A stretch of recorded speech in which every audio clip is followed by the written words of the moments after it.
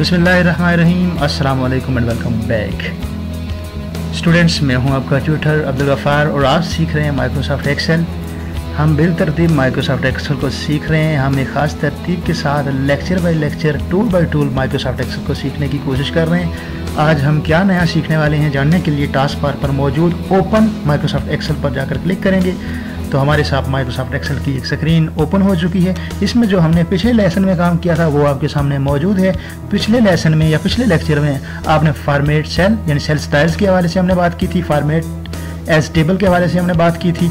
इन दोनों चीज़ों को हमने इम्प्लीमेंट किया था और गुज़श्ता कुछ जो हमने परफॉर्म किया था वो आपको स्क्रीन पर नज़र भी आ रहा है। स्टूडेंट्स, आज हम ज़रा सा आगे बढ़ेंगे, अगले स्टेप्स की तरफ मूव करेंगे और आज हम पढ़ेंगे सेल के हवाले से। मैं उम्मीद करूँगा, मेरी तवक्को है कि आप यहाँ तक इन चीज़ों को समझ चुके होंगे। क्लिपबोर्ड में हमने चीज़ें cut copy paste format painter के हवाले से पढ़ा था। इस तरह फॉन्ट के हवाले से फॉन्ट की तमाम सेटिंग्स हमने डिस्कस की थी। अलाइनमेंट के हवाले से सेल के अंदर मौजूद टेक्स्ट के अलाइनमेंट के हवाले से डिस्कशन की थी। रैप टेक्स्ट और मर्ज एंड सेंटर के हवाले से मैंने डिस्कशन की थी। रैप क्या चीज़ होती है इसके हवाले से डिटेल डिस्कशन हुई थी और मर्ज एंड सेंटर के हवाले से क्या उसमें क्या होता है उसके हवाले से भी डिस्कशन की थी।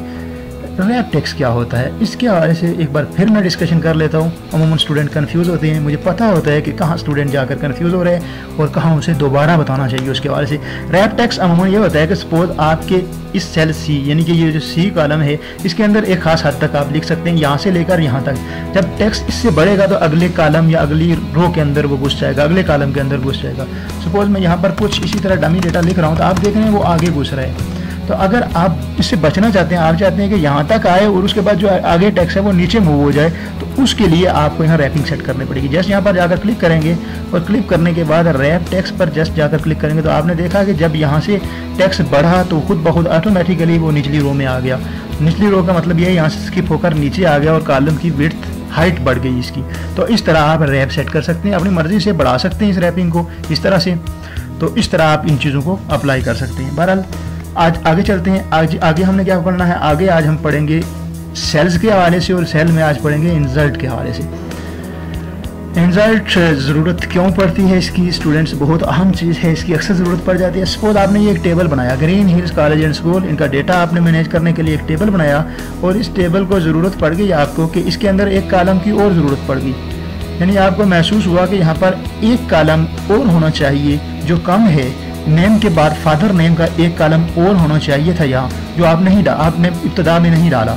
तो आपके पास ऑप्शन मौजूद है कि आप सेल्स पर जाकर इंसर्ट पर जाकर बाद में टेबल आप मुकम्मल कर चुके हैं, वहाँ डेटा डाल चुके हैं, तो उसके बाद आप जाकर एक कॉलम का इजाफा कर सकते हैं, रो का इजाफा कर सकते हैं, इवन के सेल का भी इजाफा कर सकते हैं। तो हम देखते हैं कि किस किस चीज़ का इजाफा किस तरह करेंगे। इंसर्ट पर जाकर क्लिक करूँगा और सबसे पहले मैं इंसर्ट सेल का इजाफा करूंगा। सेल की इतनी ज़रूरत नहीं रहती, पहले मैं इंसर्ट कॉलम से चलता हूँ। इंसर्ट शीट कॉलम यानी मुझे क्या चाहिए कि मुझे यहाँ से नेम के बाद फादर नेम के लिए एक कॉलम चाहिए।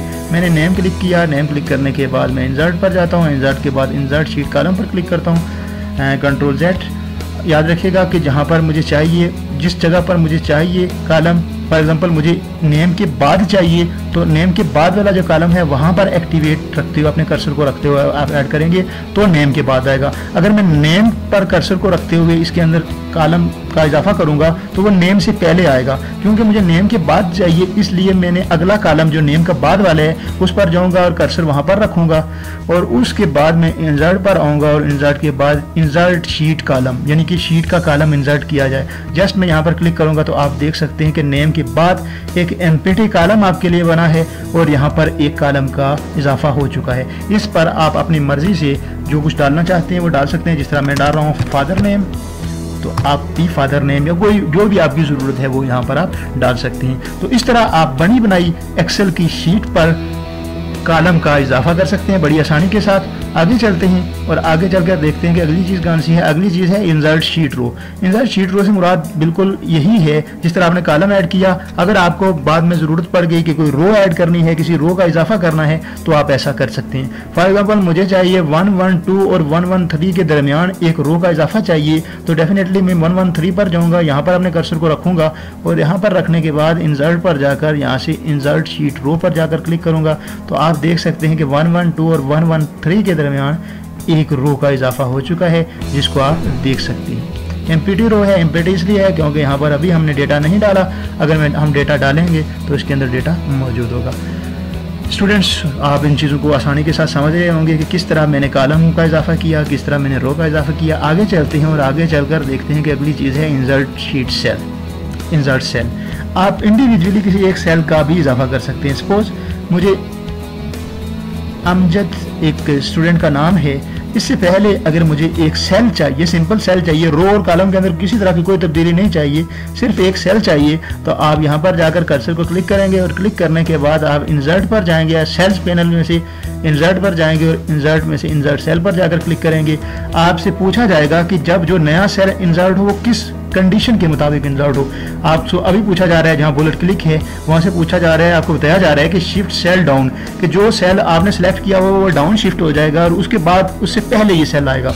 अगर आप उसे राइट लेफ्ट या किसी और कंडीशन के मुताबिक रखना चाहते हैं तो यहाँ से पढ़कर वो क्लिक कर सकते हैं। फिलहाल मुझे इसी कंडीशन के मुताबिक ये सेल चाहिए, जस्ट मैं क्लिक करूँगा तो आप देख सकते हैं कि आपका अमजद जो स्टूडेंट सेलेक्ट था वो नीचे शिफ्ट हो गया है और ये एक नया सेल इस जगह पर ऐड हो गया है, इसका इजाफा इस जगह पर हो गया है। सिर्फ एक सेल का इजाफा हुआ है, बाकी किसी भी रो और कॉलम में इसका किसी भी तरह का इजाफा नहीं हुआ है। स्टूडेंट्स, अगर मैं आगे चलता हूँ तो आगे चल के इंसर्ट में देखते हैं कि चौथी चीज़ वो है इंसर्ट शीट। आप पूरी की पूरी शीट भी इंसर्ट कर सकते हैं। मुराद ये कि आपने देखा कि एक टेबल, बने बनाए टेबल के अंदर आप किस तरह कॉलम का इजाफा कर सकते हैं जब आपको ज़रूरत पड़ती है। आपने देखा किस तरह आप एक रो का इजाफा कर सकते हैं जब भी आपको ज़रूरत हो। और फिर आपने लास्ट टाइम ये भी देखा कि किस तरह एक इंडिविजुअली सेल की ज़रूरत पड़ती है जब, तो आप आसानी के साथ ले सकते हैं। इसी तरह आप इंसर्ट शीट पूरी की पूरी शीट भी ले सकते हैं, जिसका तरीका मैं आपको पहले ही बता चुका हूँ कि अगर आपने शीट लेनी है तो यहाँ पर प्लस के साइन पर क्लिक करते हुए आप शीट ऐड कर सकते हैं अपनी एग्जिस्टिंग एक्सेल फाइल के अंदर, यानी जिस एक्सेल फाइल के अंदर आप काम कर रहे हैं। यहाँ से भी कर सकते हैं, यहाँ पर क्लिक करके यहाँ से भी ये काम कर सकते हैं और यहाँ से भी आप इंसर्ट शीट कर सकते हैं। जस्ट क्लिक करेंगे, जो ही मैंने क्लिक किया आप देख सकते हैं कि शीट 3 के नाम से एक शीट ऐड हो गई। अब एक क्वेश्चन आपके माइंड में और भी पैदा होगा कि अगर आप इनको आगे पीछे मूव करना चाहें, इनकी तरतीब आगे पीछे करना चाहें तो कैसे करेंगे। बहुत आसान है, आपने कर्सर को इसके ऊपर लेकर जाए, राइट क्लिक करें और जस्ट ड्रैग कर दें जिस जगह पर आपको ये चाहिए। Just drag and drop, just drag करते रहें, आप ड्रैग करके इनकी पोजीशन आप आगे पीछे कर सकते हैं। ये कोई इतनी बड़ी रॉकेट साइंस है, बड़ी आसानी के साथ इनको आप आगे पीछे मूव कर सकते हैं। स्टूडेंट्स, हमें मौजूद था मैट्रिक रिजल्ट की शीट में और यहाँ पर मैं डिस्कस कर रहा था कि किस तरह आप इसके अंदर शीट के अंदर कॉलम का इजाफा कर सकते हैं, रो का इजाफा कर सकते हैं और सेल का इजाफा कर सकते हैं, इवन शीट का भी इजाफा कर सकते हैं। ये तीनों चीज़ें हम सीख चुके हैं। हमने यहाँ इंसर्ट के अंदर, सेल में से इंसर्ट के अंदर ये 4 चीज़ें डिस्कस की, इंसर्ट सेल, इंसर्ट शीट रो, इंसर्ट शीट कॉलम और इंसर्ट शीट। उम्मीद करूंगा कि आपको ये चीज़ें समझ आ रही होंगी, आप इन पर प्रैक्टिकल करेंगे। मैं बार बार आपको इसलिए मोटिवेट कर रहा हूँ कि आप इन पर प्रैक्टिकल कीजिएगा। सिर्फ आपको ये लेक्चर सुनना शायद आपके लिए फ़ायदेमंद साबित नहीं होगा। लेक्चर सुनकर आप इसको एक बार खुद प्रैक्टिकल करने की कोशिश करेंगे और जब आप वहाँ किसी जगह पर फंसेंगे, किसी जगह पर आपके लिए मुश्किल होगी, तो आप दोबारा जब लेक्चर सुनेंगे तो मज़ीद आइडिया आपका क्लियर हो। और अगर इसके बावजूद भी आपको समझ नहीं आ रही कि क्या किस तरह हो रहा है तो आपके पास फोरम हाजिर है, आप वहाँ पर क्वेश्चन पूछ सकते हैं। इंशाल्लाह मुझे फ़ख्र महसूस होगा आपके क्वेश्चन का जवाब देने के लिए, क्योंकि मेरे लिए ये बात काबिल फ़ख्र है कि कोई इन चीज़ों से सीख रहा है। तो इसलिए कोशिश कीजिएगा, सीखने की कोशिश कीजिएगा। मैं आपके लिए बैठकर ये एफर्ट कर रहा हूँ और आप अगर सीखेंगे वही मेरे लिए खुशी की बात होगी। स्टूडेंट्स, अर्ज करना चाहूँगा कि अगर आप YouTube पर ये लेक्चर देख रहे हैं तो कोई इतना बड़ा काम ना कीजिएगा, जस्ट जिस चैनल पर देख रहे हैं उसे सब्सक्राइब कीजिएगा। नीचे आपको सब्सक्राइब का बटन मिल जाएगा, जस्ट उस पर क्लिक कर सकते हैं। आप उस पर क्लिक करने के बहुत सारे आपको भी फ़ायदे हैं और मुझे भी फ़ायदे हैं। आपको क्या फ़ायदे हैं? आपको ये फ़ायदे हैं कि जब आप सब्सक्राइब करेंगे, जब भी कोई नई वीडियोस, नए ट्यूटोरियल कंप्यूटर बेसिक के हवाले से, कंप्यूटर ट्रिक के हवाले से अपलोड करूँगा तो वो आपके पास ऑटोमेटिकली पहुँच जाएंगे, आपको ढूंढने की ज़रूरत नहीं होगी। तो मुझे फ़िल वक्त तो उसका कोई फ़ायदा नहीं है, लेकिन मुमकिन है कि मुस्तकबिल करीब में या मुस्तकबिल बाईद में इसका मुझे किसी न किसी तरह फ़ायदा हो जाए। आप देख रहे हैं माइक्रोसॉफ्ट एक्सेल के ट्यूटोरियल और आप सीख रहे हैं माइक्रोसॉफ्ट एक्सेल को। उम्मीद करूंगा कि आपको आज का लेसन भी अच्छा लगा होगा।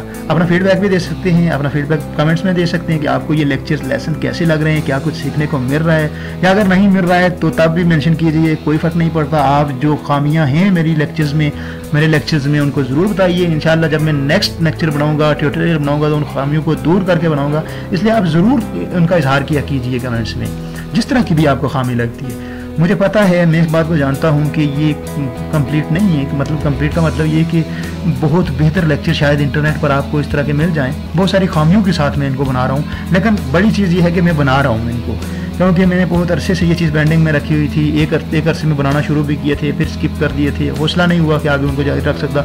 लेकिन अब मैंने ठान ली है कि अब ये इंशाल्लाह मैंने पाया है तकमील तक पहुँचाने हैं। आप अपना फीडबैक देंगे, आप मोटिवेट करना चाहते हैं मोटिवेट कीजिए, डीमोटिवेट करना चाहते हैं तो आपके पास ऑप्शन मौजूद है। कैसा लग रहा है ये भी ज़रूर मेंशन कीजिए, और क्या सीख रहे हैं या नहीं सीख रहे हैं ज़रूर मेंशन कीजिएगा।